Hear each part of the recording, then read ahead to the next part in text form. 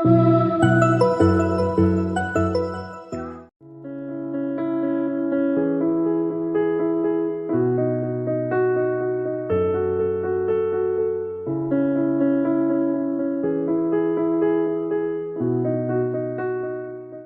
परमेश्वर हमें एक बार और इस प्रकार मिलाया कि इतना लोगों के साथ बैठकर आज शाम को भी हम बाइबल क्लास आगे कंटिन्यू करें। आए हुआ सबको प्रभु यीशु मसीह के मधुर और मीठे नाम पर अपना वंदना एक बार और करता हूँ और उसके साथ साथ में स्वागत भी करता हूँ और धन्यवाद भी करता हूँ। पिछले प्रभु की करुणा से पिछले कुछ समय से हम इस संध्या समय में भाई हिंदी में एक बाइबल क्लास चला रहा है। इसमें जो बहुत सारे लोग इसमें शामिल हो रहा है और इनके लिए बहुत आशीष के कारण बन गया है। इसके लिए प्रभु को धन्यवाद और स्तुति करता हूँ।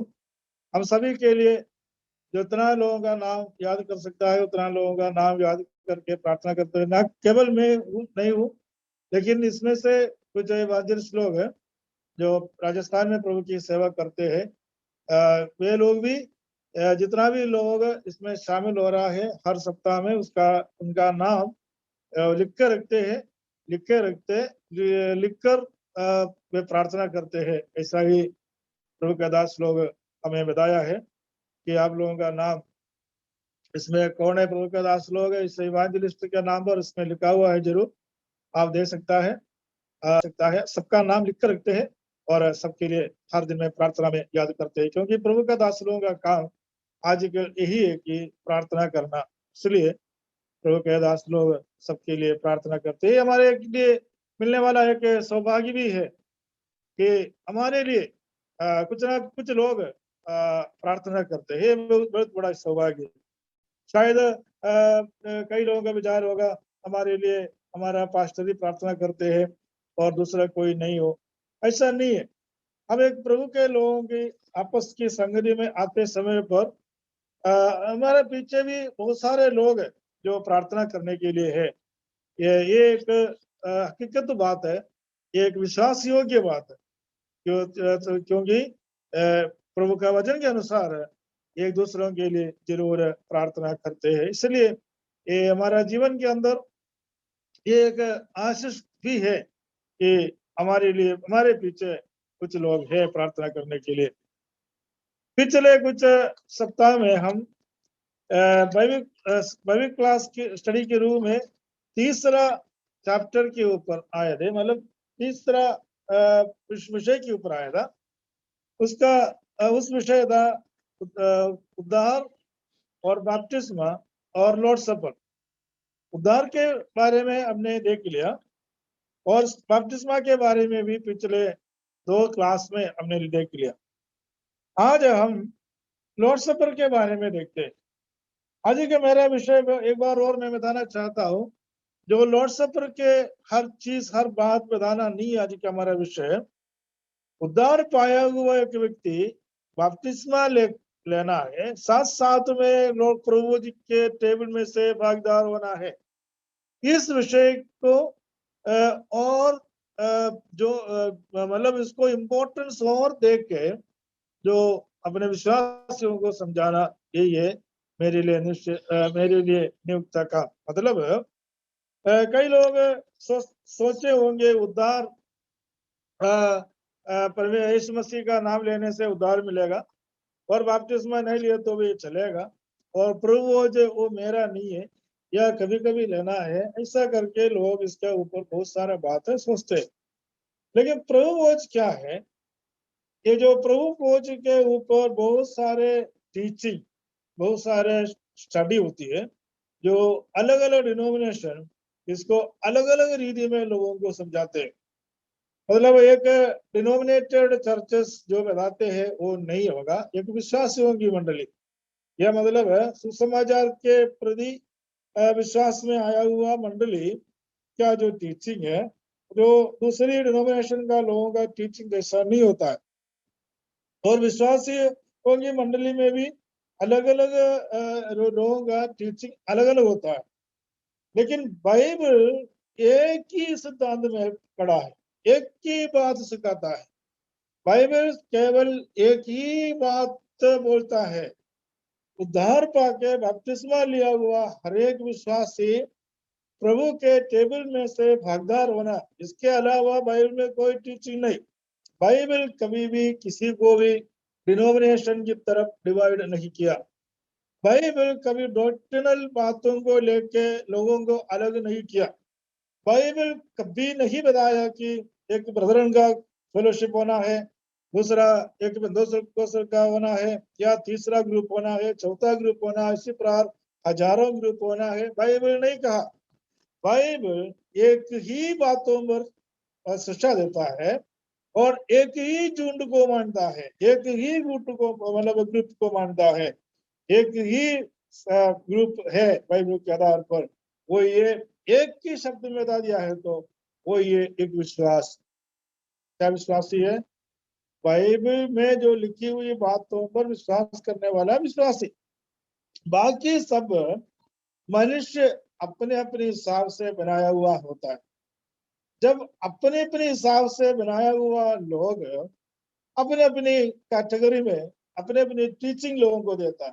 जैसा कि मैं उदाहरण बताना चाहता हूँ, एक अलग अलग व्यक्ति अलग अलग जगह में होटल चालू करते हैं, होटल रेस्टोरेंट। तो एक होटल का जैसा नहीं होगा दूसरी होटल, एक का मेनू नहीं होगा दूसरी का होटल का मेनू। एक होटल में जो मिलने वाला भोजन का जैसा नहीं होगा दूसरी जगह में, क्योंकि सब जगह में चेंज होती है। ये चेंजेस क्यों बताते हैं? इसलिए कि मेरे पास ज्यादा लोग आए, हर लोग चेंजेस करते रहता है। लेकिन परमेश्वर का कलीसिया, परमेश्वर का वचन ऐसा नहीं है। परमेश्वर का वचन का में एक ही मेनू, एक ही टेस्ट, एक ही भोजन, एक ही बात। इसके अलावा कोई भी बात नहीं। इसका इस विषय के ऊपर मैंने पहले से स्टडी किया था। ना तो कोई इसमें से एक शब्द भी जोड़ भी नहीं सकता, कम भी नहीं कर सकता। इसलिए बाइबल जो बताती है उसके अनुसार चलने वाला जो होता है वो ये परमेश्वर का लोग है। वो लोगों का सबसे बड़ी पहली बात है वे उद्धार पाना है। इसके बाद में उद्धार पाया हुआ लोगों के लिए दिया हुआ आज्ञा है कि बपतिस्मा लेना है।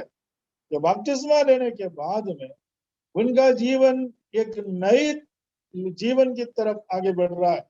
पिछले सप्ताह में क्लास में हमने आखिरी में यही बताया, मैं प्रवेश मसीह के साथ में क्रूस पर चढ़ाया गया। अभी मैं नहीं, लेकिन प्रवेश मसीह मुझ पर जीवित है। अभी मैं नहीं जीवित है, मेरा वो कुछ भी नहीं है, मेरा बात नहीं चलेगा। लेकिन प्रवेश मसीह जो है वही होगा मेरा अंदर। जैसा कि यीशु मसीह किस प्रकार में चलाता है उस प्रकार हमको आगे बढ़ाना है। आज हम लॉर्ड सपर के बारे में कुछ बात बताना चाहता हूँ। उद्धार पाने के बाद में बपतिस्मा लेने के बाद में प्रभु यीशु मसीह के साथ और अपनी सह विश्वासियों के साथ हम एक साथ में चलता है। यू दूसरों को दिखाने के लिए हमारे बीच में रखा हुआ एक टेबल होता है कि ये प्रभु वचन। मतलब एक बार और बताना चाहता हूँ, प्रभु वचन का अर्थ प्रभु यीशु मसीह के साथ, कलीसिया के साथ, अन्य विश्वासी सह विश्वासियों के साथ में मैं एक संगति में आगे बढ़ रहा हूँ। वो ये वही दिखाते हैं हमारे बीच के अंदर प्रवेश प्रभु वचन। लोग ये भी बात सही है कि यीशु मसीह का ये कभी यीशु मसीह का प्रतीक या यीशु मसीह का मूर्ति, यीशु मसीह का रूप, यीशु मसीह का शरीर, यीशु मसीह का लघु, ऐसा नहीं। ये एक अपन देने वाला एक मीनिंग है। हम इसको समझाते हैं लोगों को, लेकिन प्रभु जी का मतलब है एक संगति है। और यीशु मसीह के साथ, कलीसिया के साथ, और यीशु मसीह कलीसिया को बहुत इंपॉर्टेंस दे रहा है, वो विषय अलग है, इसलिए मैं इस विषय के ऊपर नहीं जाना चाहता हूँ। और सग विश्वासियों के साथ, मतलब सग विश्वासी क्या होता है? मेरा जैसा दूसरे लोग भी प्रभु में आया और तीसरा लोग भी प्रभु में आने वाला है। जब नई एक व्यक्ति प्रवेश मसीह पर विश्वास करते हुए हमारे साथ में आगे आएगा तो हम दोनों या तीनों चारों मिलकर हम एक संगति रखते हैं और संगति के लिए हमारे बीच में प्रवेश मसीह का उसका मतलब उस प्रभुज का विरोध में दीदी में रोटी और कटोरा रखते हैं और इसको देख के हमारे मन के अंदर दूसरा कोई भी बात नहीं आना चाहिए क्योंकि सिर्फ यीशु मसीह होना चाहिए या यीशु मसीह का वचन होना चाहिए। मैं आपको आगे तो कुछ बात बताना चाहता हूँ। एक परमेश्वर का बच्चे के रूप में सबसे इम्पोर्टेंट एक बात है आराधना के रूप में आराधना के लिए इकट्ठा होने के समय पर हम एक सबसे इम्पोर्टेंट एक बात होता है एक काम होता है प्रभु भोज में से शामिल होना और एक आराधना में कभी भी इसको हम छोड़ नहीं सकता क्योंकि इम्पोर्टेंट पार्ट है आराधना में बहुत बड़ा इम्पोर्टेंट एक पार्ट है कि प्रभु भोज में से शामिल होना। प्रभु भोज हमारे जीवन में क्या क्या बताता है मैं आपके सामने 5 बात रखना चाहता हूँ। प्रभु भोज हमारे जीवन में क्या क्या दिखाता है। ये प्रवेश मसीह का जन्म से लेकर दोबारा आगमन के समय तक हमको बताते हैं। प्रभु भोज यीशु मसीह का जन्म से लेकर दोबारा आने की समय तक की जो बात है हमको याद दिलाता है। मतलब जन्म लिया और उसके बाद हमारा साथ में रहेगा और दुख सहन लिया क्रूस पर मरा और गाड़ा दिया गया जी उड़ा स्वर्गारोहण हुआ वापस आने वाला। दूसरी बात है ये जो प्रभु हमको बताते हैं कि एक पापी मनुष्य कैसे धर्मी बन गया। प्रभु हमको ये बताते हैं कि एक पापी मनुष्य कैसे धर्मी बन गया। ये छोटी बात नहीं है। एक पापी धर्मी बनना कोई छोटी बात है क्या या कोई भी बार बार करने वाला क्रिया से क्या एक पापी धर्मी बन सकता है। हम कुछ धार्मिक लोगों को देखते हैं हर साल में पैदल पैदल यात्रा कर रहा है मंदिरों में जा रहा है पैसा और धन सब चढ़ाते हैं और बहुत सारे क्रिया विधियां करते हैं और मसीह लोग तो उपवास करते हैं और ऐसा बहुत सारे क्रिया करते हैं। क्या एक पापी धर्मी बन सकता? कभी भी नहीं क्योंकि वो बार बार करता है इसलिए कि कभी उनको लगा कि मैं धर्मी नहीं हुआ इसलिए बार बार करना पड़ता है। लेकिन एक व्यक्ति को लगा कि मैं धर्मी हो गया है फिर इस चीज के लिए बार बार कोई क्रिया विधि करना नहीं पड़ता है। मतलब प्रभु बताते हैं कि एक पापी एक धर्मी बन गया। तीसरा प्रभु हमको बताते हैं कि मैं इस संसार का नहीं है इस जगत का नहीं है लेकिन मैं प्रभु यीशु मसीह का है। हमारे बीच में रखने वाला प्रभु हमको ये बताते हैं कि we are not belong to this world but we belong to Christ. हम प्रभु यीशु मसीह का है हम इस संसार का नहीं है। चौथी बात है it disappoints and fear devil और शैतान। प्रभु जो है शैतान को भय और निराशा लाता है। जो हमारे बीच में रखने वाला इस प्रभु को देखे शैतान निराशा हो जाती है और डिसअपॉइंट मतलब डर जाती है। अरे ये लोग मेरा बात नहीं मानेगा डरता है ना। शैतान को डिसअपॉइंटमेंट होता है। डिसअपॉइंटमेंट क्या मतलब क्या है? निराशा। हमेशा शैतान हमारे ऊपर एक आशा रखता है हमेशा और टीसी वर्गीस मेरे साथ आएगा टीसी वर्गीस मेरा जैसा रहेगा टीसी वर्गीस मेरा है। देखो मैंने कल भी इनको बहुत कुछ बात बताया और बहुत से लोगों से इनको अच्छा संपर्क में लाया था वो तो मेरे पास रहेगा ऐसा बहुत आशा रखता है। आपके प्रति भी शैतान हमेशा एक आशा रखता है। अरे वो मेरे साथ रहेगा मेरे पास रहेगा देखो मैंने कल पैसा दिलाया, मैंने कल इनको ये दिलाया, मैंने उनको कल अच्छा मजाक दिलाया, अच्छा अच्छा शो दिखाया, मैंने उनको ये दिखाया वो दिखाया, अरे वो मेरे पास में रहेगा। शैतान हमेशा ही आशा रखता है हमारे ऊपर। लेकिन जब एक विश्वासी प्रभु के सामने बैठता है, उस समय शैतान निराश हो जाती है। अरे ये तो मेरे पास आने वाला नहीं है, ये तो परमेश्वर का है, ये तो मैं इनको कुछ भी नहीं कर पाएगा। अरे एक डर, एक निराशा शैतान के जीवन में होता है। देखो, जब मसीह जीवन को देखे, शैतान डरना चाहिए। उल्टा हम क्या करता है, विश्वासी लोग क्या करता है, शैतान को डरता है। शैतान को डरने के लिए परमेश्वर वचन में नहीं लिखा। शैतान हमें देख करके डरना चाहिए, वही परमेश्वर का वचन हमको बताते हैं। बाइबल बताती है, जब हम परमेश्वर का नजदीक रहता है, उस समय शैतान भाग जाता है। हम प्रार्थना करता है, उस समय शैतान भाग जाता है। लेकिन मसीह लोग क्या करते हैं मालूम है, शैतान को डरते हैं। अरे कुछ कलीसिया के लोग है क्या करते हैं मालूम है, सोते समय पर बाइबल तकिया के नीचे रखते हैं, क्योंकि वो सोचते हैं कि अरे रात को शैतान आएगा, हमको पकड़ेगा। बाइबल है तो नहीं आएगा, है ना। फिर शैतान को डराने के लिए किसी किसी को बुला करके प्रार्थना करवाता है, उपवास करवाता है, क्योंकि शैतान को डरता है। हमें शैतान को डरने का जरूरत नहीं, लेकिन शैतान हमको देख करके डरना चाहिए।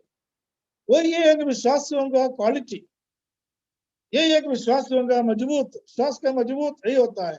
हमें देखकर शैतान डरना चाहिए और निराशा होना चाहिए, वो भागना चाहिए। लेकिन विश्वासी लोग क्या करते हैं मालूम है, उल्टा करते हैं।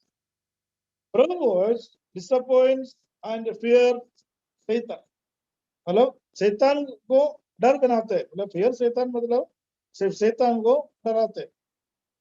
और पांचवी बात है, प्रभु it should be please to God. पांचवी बात, ये परमेश्वर को प्रसन्नता होना चाहिए। It should be please to God, मतलब क्या होता है, परमेश्वर को प्रसन्न होना चाहिए। ये क्या होता है परमेश्वर को प्रसन्न होना? हर प्रभुज में परमेश्वर प्रसन्न होता है क्या? होता है, होना चाहिए, लेकिन नहीं होता है, ये सच है। क्यों ऐसा? क्योंकि कुरिन्थियों की पत्री में इसका व्यवस्था दिया हुआ है। इस व्यवस्था के विपरीत में यदि कोई प्रभुभोज में से शामिल होता है या प्रभुभोज रखता है, तो वो व्यक्ति को देख के परमेश्वर प्रसन्न कभी नहीं होगा। परमेश्वर क्यों प्रसन्न होना चाहिए? परमेश्वर इसलिए प्रसन्न होना चाहिए कि पापी मनुष्य को बचाने के लिए उन्होंने अपना पुत्र को भेजा। देखो, मैं दूसरों को बचाने के लिए, मेरा पुत्र को बचाने के लिए, या कोई शत्रु कोई भी हो, बचाने के लिए मेरा पुत्र को भेजा। पुत्र को बोला, भाई बेटा उधर जाके बनाना व्यक्ति को बचाओ, वहां कुआं में पड़ा है या कोई ऐसी स्थिति में है, उनको बचाने के लिए जाओ। मेरा पुत्र पहले बोला मैं नहीं जाऊंगा, बहुत भारी पड़ेगा। मैंने बोला कोई बात नहीं, तुम मरेगा तो भी जाओ, उनको जाके बचाओ। जब मैं उनको भेजा, वो सीधा गया, देखा कुछ लोग कुआं में है या ऐसी स्थिति में है, वो अपनी प्राण देकर ही वहां जाके वो उस व्यक्ति को उठा के बाहर लाया। ये सब भी बच गया। बचे के समय पर मेरा पुत्र का डेथ हुआ, मर गया, दूसरों को बचाते बचाते। अब ये कितनी जगह में हम प्रैक्टिकली देखते हैं, दुनिया में कितनी लोग दूसरों को बचाने के लिए स्वयं प्राण देता है। हमारा देश के सैनिक देखो, और अनेक पुलिस वालों को देखो, फायर फोर्समैन को देखो, ऐसे करते हैं, प्रैक्टिकली ये सब होता है। जब जब मैं कब मैं प्रसन्न होगा, जब बचे हुए लोग हमेशा इस बात को याद करते हैं, और आपके पुत्र के द्वारा मैं बच गया, आपके पुत्र मेरे को बचाने के लिए स्वयं प्राण दे दिया, मेरे को गड्ढे से निकालने के लिए, मृत्यु से बचाने के लिए आपके पुत्र ने अपना जीवन दे दिया। इस बातों को वो लोग स्मरण करता है, तो मैं इसको देख करके बहुत प्रसन्न होता है। अरे देखो, मैंने जो किया हुआ काम फालतू नहीं था, मैंने जो काम किया उसका मतलब निकला, इसका अच्छा अच्छा हुआ। मैंने जो काम किया उससे इन लोगों को जीवन में कितना आनंद होता है, उसको देख के मैं प्रसन्न होता है। यही स्थिति है परमेश्वर हमारा जीवन को देखते, विश्वासियों को जीवन में देखते हुए होता है। इसलिए प्रभुभोज रखते समय में ये कई लोग प्रभुभोज को अपनी ताकत दिखाना, एक बात ये बोलेगा ये मेरा काम है, मैं भी दे दूंगा, दूसरा कहीं दे नहीं सकता, जब मैं हो तो लेना, मैं नहीं है तो नहीं लेना। और ऐसा भी बहुत सारे टीचिंग, बहुत सारे बात इसके पीछे बोलकर लोगों को भड़काते हैं, लोगों को समझ में नहीं आता है क्या करना। लेकिन आजकल हम सब कलीसिया नहीं हो रहा है, इकट्ठा नहीं हो रहा है, हम रख नहीं पा रहा है, ये बात सही है। लेकिन जो जब जब था उस समय की बात, और जब होगा उस समय में हम इस बातों को सोचना बहुत जरूरी है। और प्रभु हमको तीन बात और बताते हैं, मैं आपको बताना चाहता हूँ। और पहला बात है प्रभु यीशु मसीह के साथ में संगति, दूसरा कलीसिया के साथ में संगति, तीसरा सगे विश्वासियों के साथ में संगति। प्रभुज हमको ये बात बताता है, प्रभु यीशु मसीह के साथ में संगति फेलोशिप, और कलीसिया के साथ में फेलोशिप, और सगे विश्वासियों के साथ में फेलोशिप। कलीसिया और सगे विश्वासियों के मतलब क्या है, मैं आपको आगे बताता हूँ। आज प्रभु की कृपा से आज इस टॉपिक के हम खत्म हो जाएंगे और इस विषय यही समाप्त करेंगे, इसलिए मैं 5 मिनट और ज्यादा ले सकता हूँ। और अगले संडे से नया सब्जेक्ट होगा। अभी उद्धार, बपतिस्मा और लॉर्ड सपर का ही सब्जेक्ट आज मैं यहाँ समाप्त करने के लिए चाहता हूँ, और नेक्स्ट सप्ताह में दूसरी सब्जेक्ट होगा, इसलिए मैं 5 मिनट और ज्यादा ले लूंगा क्योंकि इस विषय को पूरा करना। प्रभु यीशु मसीह के साथ में संगति का पढ़ेंगे मत्ती की सुसमाचार उसकी 26 अध्याय, मत्ती की सुसमाचार उसकी 26 अध्याय की 26 और 27 आयत। मत्ती की सुसमाचार 26 अध्याय की 36 और 27 आयत। जब वे खा रहे थे तो यीशु ने रोटी ली और आशीष मांगकर तोड़ी और चेलों को देखकर कहा, लो खाओ, ये मेरी देह है। फिर उसने कटोरा लेकर धन्यवाद किया और उन्हें देखकर कहा, तुम सब उसमें से पियो, क्योंकि एक वाचा का मेरा वह लहू है जो बहुतों के लिए पापों की क्षमा के निमित्त बहाया जाता है। हम आराधना के समय ये समय इस आयत को पढ़ता है जरूर। इधर क्या लिखा है, प्रभु यीशु मसीह अपनी शरीर मनुष्य को दे दिया, अपनी लहू मनुष्य को दे दिया। मतलब हम उसमें से खाते और पीते समय पर हम यीशु मसीह के साथ में एक फेलोशिप है। प्रभु जी आप मेरा है, मैं आपका है, क्योंकि मैं आपके शरीर खाता हूँ, आपकी लहू पीता हूँ। आजकल पता है, मालूम है, कलीसिया का रोटी तोड़ते हैं लोग और कलीसिया का कटोरा में से पीता है। कलीसिया दे दिया वही खाता है, वो वही पीता है, लेकिन कलीसिया नहीं देता है और पादरी लोग नहीं देता है, तो परमेश्वर देता है, प्रवेश मसीह देता है। यूं मान करके हमको खाना पड़ेगा, पीना पड़ेगा। पहला कोरिन्थियों की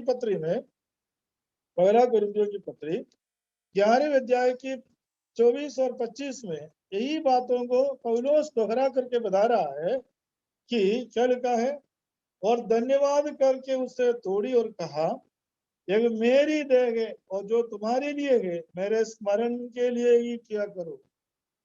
मेरी देह तुम्हारे लिए मैंने तोड़ी, उसकी स्मरण के लिए इसमें से किया करो। देखो, यीशु मसीह के साथ में एक फेलोशिप है, संगति। दूसरी, कलीसिया के साथ में संगति। कलीसिया का मतलब क्या होता है, जैसा कि हमने पहले भी बोला, कलीसिया क्या होता है, बाहर पाया हुआ विश्वासियों का झुंड को कलीसिया बोलता है। उसमें कलीसिया में कौन कौन होना चाहिए, तो पहला प्रेरितों की पुस्तक दूसरे अध्याय की 44 से 47 तक जब पढ़ता है तो यहाँ हम देख सकते हैं कलीसिया कौन है, कलीसिया कैसे बनता है। विश्वासियों का झुंड को, जो जो लोग विश्वास कर आते हैं उस झुंड को परमेश्वर अपने कलीसिया में जोड़ते हैं और अपनी कलीसिया में जोड़ते हैं। अपना कलीसिया, प्रभु के कलीसिया में विश्वासी लोगों को जो विश्वास करके आते हैं उनको जोड़ते। बोले इस कलीसिया का सिर है प्रभु यीशु मसीह है।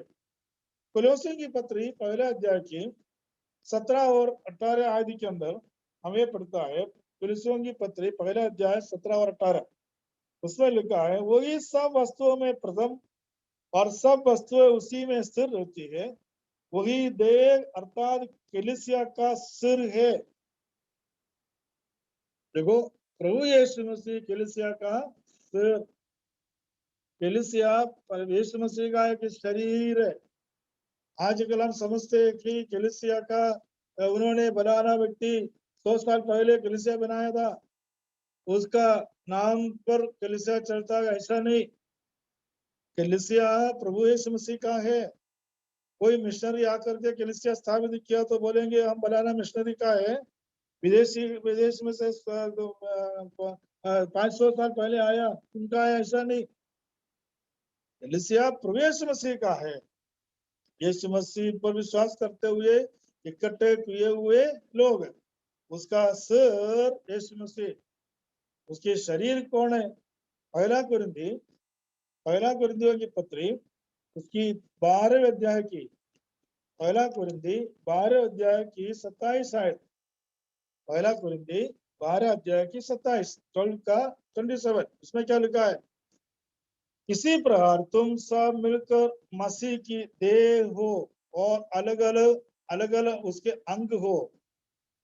प्रभु यीशु मसीह कलीसिया का सिर है तो और श्री गंगानगर में रहने वाला, पंजाब में रहने वाला, राजस्थान में रहने वाला, केरल में रहने वाला और एमपी में रहने वाला सभी विश्वासी मंडली के लोग कलीसिया का शरीर के अंग होती है। कोई अंग, भले कोई भी जगह में रहते हो, भले अलवर में रहते हो, जयपुर में रहते हो, भिलवाड़ा में रहते हो, चित्तौड़ में रहते हो, कहीं पर भी रहते हो, हम उस कलीसिया का शरीर के अंग है। मतलब यीशु मसीह सिर है, हम शरीर के अंगे होती है और we are the part of the body of Jesus Christ. वो ये कलीसिया के संबंध। तीसरा, सगा विश्वासियों के साथ में संगति। प्रभु वचन को बताते हैं सगा विश्वासियों के साथ में संगति। प्रेरितों की पुस्तक दूसरा अध्याय की उसकी 42 हम पढ़ेंगे, दूसरा अध्याय की 42 कई बार हम पढ़ चुका है फिर भी पढ़ना चाहता हूँ। वे प्रतिदिन से शिक्षा पाने और संगति रखने और रोटी तोड़ने प्रार्थना करने में लवलीन रहे। यहोवा की जो संगति रखना, ये फेलोशिप, रोटी संगति रखने वाला ही रोटी तोड़ते। जो संगति आपस में नहीं रखता है तो रोटी कैसे तोड़ेगा, है ना। इसलिए रोटी के प्रति झगड़ा लड़ाई कई कलीसिया में हो रहा है ना, रोटी के प्रति झगड़ा हो रहा है, ये सब गलत है, ऐसा नहीं होना चाहिए। लेकिन एक दूसरे के साथ में फेलोशिप, संगति, कोटाइमा नवर, ये संगति रखने वाला क्या करता है, ये उपदेश सुनने के उपदेश शिक्षा पाया, संगति रखा, रोटी तोड़ा और प्रार्थना किया। ये चारों काम एक विश्वासियों का जीवन में महत्वपूर्ण है। एक विश्वासी होने के कारण शिक्षा पाना जरूरी है, संगति रखना जरूरी है, रोटी तोड़ना जरूरी है और प्रार्थना करना भी जरूरी है। और आगे देखेंगे दूसरे अध्याय की 44 से 47 तक जब हम पढ़ता है तो हमें अभी पढ़ने का समय नहीं निकालना चाहता हूँ मैं, इसका उसमें से 8 बात बोल के मैं इस विषय को समाप्त करना चाहता हूँ। 8 बात 44 से 47 के अंदर। पहला बात है, हम लोग पढ़ के देख लेना, विश्वास करने वाला इकट्ठे रहते थे। देखो, प्रभु एक सगल विश्वासियों के साथ में संगति करता है। इसका कारण विश्वास करने वाला लोग इकट्ठे रहते थे। मतलब वो अलग अलग जगह में नहीं था, अलग अलग विचारधारा का नहीं था, अलग अलग स्वभाव का नहीं था। भले भले अलग अलग परिवार का हो सकता है, अलग अलग काम हो सकता है, लेकिन विश्वास में वो एक ही बनकर, एक जैसा बनकर एक साथ रहते थे, इकट्ठे रहते थे। दूसरा, उसकी सब वस्तुएं साझे में थी। दूसरा एक प्रत्येकता, तेरा मेरा वहां नहीं था। भाई मेरे पास जो है वो आपका भी है, मेरा घर आपका ही घर है, मेरा संपत्ति का हम आपका भी है। मतलब इसका मतलब है कल से जाकर सबको बोलना तुम्हारा संपत्ति मेरे को दे दो, तुम्हारा घर मेरे को दे दो, वो नहीं है। मतलब जो हमारे पास है, जो परमेश्वर आशीष के रूप में हमारे पास में जो दिया है, उसके लिए दूसरे को भी एक शेयर, एक हक होता है। मेरे भाई के पास कुछ हो तो मेरे को भी इसमें कुछ मिलेगा, ऐसा एक हक। स्वार्थता नहीं होना चाहिए। आजकल मसीह कहने वाला लोगों के जीवन में सबसे बुरी चीज है स्वार्थता। अरे मेरा परमेश्वर मेरे को दिया है, तुम्हारा नहीं है। एक भाई मेरे को बोला, एक ब्रदर कुछ समय पहले, कुछ साल पहले मेरे को बोला, हमारा परमेश्वर मेरे लिए बहुत दे रखा है, लेकिन दूसरों को देने के लिए मेरे पास नहीं है। देखो, एक प्रचारक है और बहुत बड़ा प्रचार करते हैं, यीशु मसीह के बहुत बड़ा मतलब प्रचारक है। बाइबल बहुत अच्छा रीति में प्रचार करता है, लेकिन बोलता है क्या है, वो मेरे को बहुत दिया है, लेकिन दूसरों को देने के लिए मेरे पास नहीं दिया। परमेश्वर क्या नाम बोल के देना चाहिए क्या, ये फलाना व्यक्ति को दे दो, ऐसा नहीं। यदि मान लो किसी ने ऐसा दिया तो भी वो नहीं दे रहा, ऐसा भी लोग बहुत है। किसी ने बोला अरे ये किसी वर्गीय फलाना व्यक्ति को ये देना है, मैं तुम्हारे को दे रहा हूँ, आप उनको दे देना, तो भी हम छुपा के रखते हैं, नहीं दे रहा है, ऐसा भी लोग है। स्वार्थता है, धन संपत्ति के लिए, मामून की सेवा करने वाला, शैतान की सेवा करने वाला। सब बोलते प्रचार तो अच्छा करता है, लेकिन सब मेरा मेरा मेरा। लेकिन विश्वासियों के लिए ऐसा नहीं होता है। विश्वासी कभी नहीं सोचेगा जहां कोई कमी हो दूसरा भरना है। वो तीसरी बात है, जिसका जरूरत दिया वो था उसके लिए बांट दिया करता था। जहाँ उसका किसका जरूरत है उसके अनुसार बांटता था। ऐसा नहीं था कि मैं मेरे लिए रखता था, ऐसा नहीं था। चौथी बात है, प्रतिदिन एक मन होकर मंदिरों में इकट्ठे होते थे। मंदिर मतलब उस समय जो जगह है जहाँ लोग इकट्ठे होते थे, मंदिर में प्रतिदिन एक मन होकर के इकट्ठे होते थे। ऐसा नहीं है कि 2 मन, आज 2 ही नहीं, 3 नहीं, 4 नहीं, 5 नहीं, 10 मन का भी 100 मन का लोग होता है। आज 100 जन हो तो 100 मन का है, लेकिन एक मन किसका पास है। पहला कुरिन्थी पहला अध्याय 10वीं आयत में लिखा हुआ है, तुम एक ही मन होने वाला होना चाहिए। विश्वासियों का एक प्रत्येकता है, एक ही मन होना चाहिए। 100 जन है तो भी एक मन, 3000 लोग है तो भी एक मन। वो ऐसा ही प्रभु का शिक्षा ऐसे होता है। लेकिन मनुष्य का शिक्षा ऐसा नहीं है। पादरी का मन अलग है, कलीसिया का सेक्रेटरी का दूसरा मन है, विश्वासियों का तीसरा मन है, हर परिवार का अलग अलग मन। फिर इकट्ठा कब होगा, एक मन कब होगा, नहीं होगा। लेकिन यह नहीं होना चाहिए। प्रभु में शामिल होने का मतलब है वो एक मन होता था। पांचवी बात है, घर घर रोटी तोड़ते थे।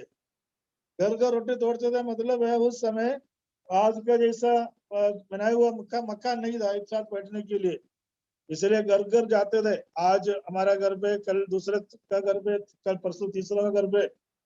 जब शुरू में हमारे पास में भी जगह नहीं था, चर्च नहीं था, घर में जगह नहीं था, इसलिए हम घर घर में इकट्ठे होते थे। भाई आज आराधना इधर, कल अगले संडे दूसरी जगह पे, क्योंकि एक जगह नहीं था। ऐसा अभी भी ऐसा बहुत सारे लोग करते हैं। छठी बात है, 6th बात है, आनंद और मन की सीधाई से भोजन किया करता था। देखो, विश्वासियों का मन देखो, आनंद और मन की सीधाई से भोजन किया करता था। मतलब रोटी तोड़ने के बाद में आनंद के साथ में भोजन, भले छोटा हो बड़ा हो, बिरयानी हो, चावल हो, मतलब है कुछ भी हो, एक बिस्किट हो तो भी भोजन बोलता है, भोजन कहते। एक चाय पिए तो भी इसको भोजन कहते। आनंद के साथ में वो भोजन किया करता था, जो भूख प्यासा निपटाने के लिए कुछ ना कुछ खाता था। साथ ही बात है, आराधना करते थे, परमेश्वर की स्तुति करते थे। और देखो, विश्वासियों का प्रत्येक था, द्वार पाके बपतिस्मा लेके प्रभु में शामिल होने वाले विश्वासियों का सातवां प्रत्येक था, परमेश्वर की स्तुति करते थे। हम किसी व्यक्ति का स्तुति नहीं करते थे।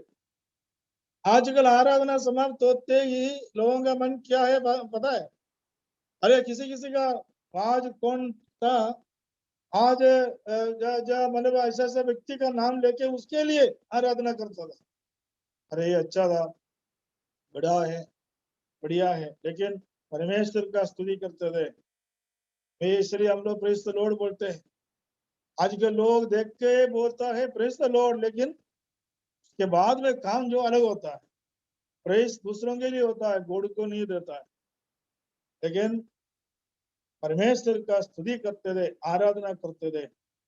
आठवां मोस्ट इंपॉर्टेंट, बहुत जरूरी आठवां बात, सब लोग उससे प्रसन्न थे।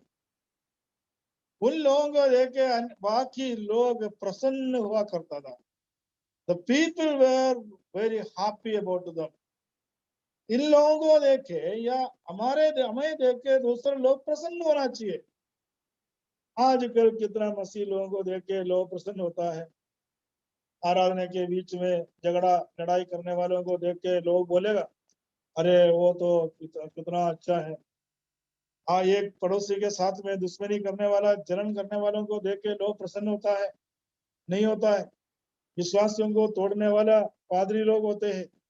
एक कलीसिया से विश्वासियों को तोड़ के दूसरा कलीसिया में रहने वाला के ऊपर क्या कोई प्रसन्न कर सकता है? नहीं कर सकता। परिवार तोड़ने वालों के ऊपर कोई प्रसन्न नहीं कर सकता।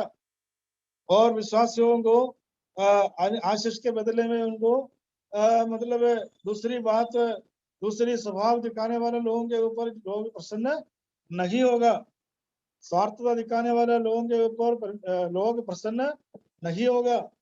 लेकिन हमें देख के दूसरा लोग प्रसन्न होना चाहिए। एक विश्वासियों का प्रत्येकता यही है। ठीक है, 8 बात पुराना कलीसिया में हुआ करता था, क्योंकि वे रेगुलर क्या करता था?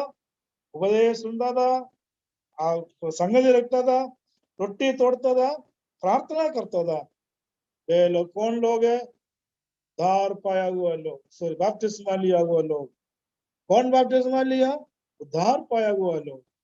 कौन उद्धार पाया? मन फराव पाया हुआ लोग। कैसे मन फराव पाते हैं? परमेश्वर का वचन सुनते हुए। परमेश्वर का वचन क्या है? प्रभु यीशु मसीह। यीशु मसीह है परमेश्वर का वचन। यूहन्ना की सुसमाचार पहले अध्याय पहले आदि में क्या पढ़ता है? पहले आदि में परमेश्वर था, परमेश्वर आदि में वचन था, वचन परमेश्वर था। एक बार बोलते बोलते भूल गया। ओके, मैं पढ़ के सुनाऊंगा। उसने लिखा है, आदि में वचन था और वचन परमेश्वर के साथ था और वचन परमेश्वर था।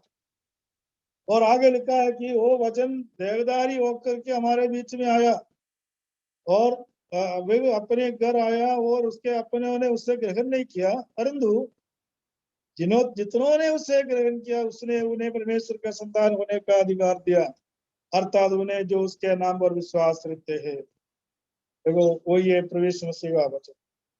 इसलिए भाइयों बहनों, मेरे मित्रों, हमारे लिए ये बात प्रवेश मसीह वापस बताते हैं। ये तीनों एक विश्वासियों के लिए उचित उद्धार पाके बपतिस्मा लेके प्रभु में शामिल होके परमेश्वर के कलीसिया में मेंबर के रूप में आगे बढ़कर इनमें जो दिया हुआ इस वचन के अनुसार आगे जीवन बिताना है। इस वचन के द्वारा परमेश्वर हमें सहायता करे, मदद करे। मैं हम इस क्लास को समाप्त करना चाहता हूँ, इस विषय को भी यहाँ समाप्त करना चाहता हूँ। और प्रभु के आगमन में कोई देरी हो तो, परमेश्वर की इच्छा हो तो हम अगले संडे को एक नया सब्जेक्ट अगले ट्यूसडे को, मंगलवार को एक नया सब्जेक्ट लेके आएंगे। परमेश्वर सबको सहायता करे, मदद करे। आइए हम प्रार्थना करेंगे।